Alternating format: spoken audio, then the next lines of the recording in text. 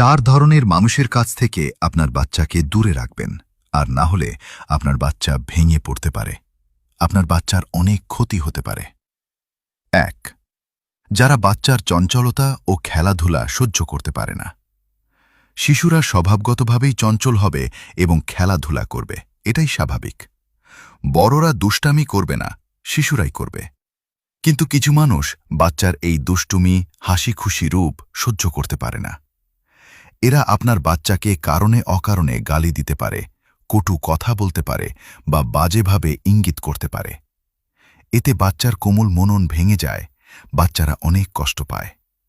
সন্তান যদি কখনো বেশি দুষ্টামি করে, তবে মা বাবার পেরেশান না হয়ে আউযুবিল্লাহি মিনাশ শাইতানির রাজিম পড়ে বাচ্চার গায়ে ফুঁ দেওয়া দিবেন। এতে সে ইনশাআল্লাহ শান্ত হবে।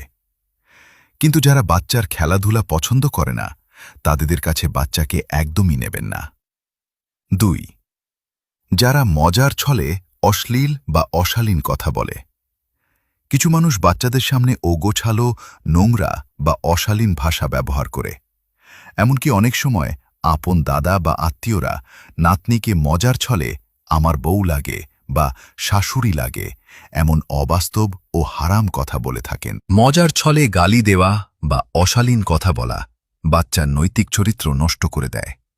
এই ধরনের নোংরা রসিকতা বা গালিগালাজ যারা করে, তাদের কখনোই প্রশ্রয় দেবেন না। আপনার সন্তানকে তাদের থেকে কঠোরভাবে দূরে রাখুন।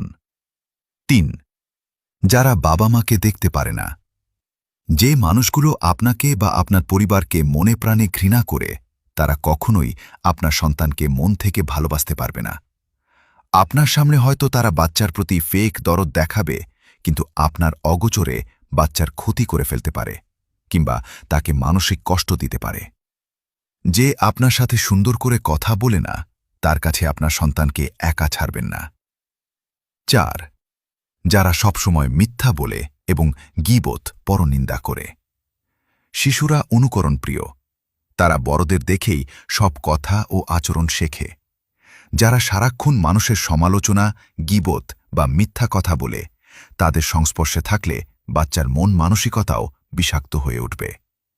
সেও ছোটবেলা থেকে মিথ্যা বলা ও অন্যের নিন্দা করা শিখবে। মূল কথা হল, আপনার সন্তানকে সুস্থ, স্বাভাবিক এবং মানসিকভাবে শক্তিশালী করে গড়ে তুলতে এই ৪ ধরনের মানুষ থেকে সব সময় সতর্ক থাকুন।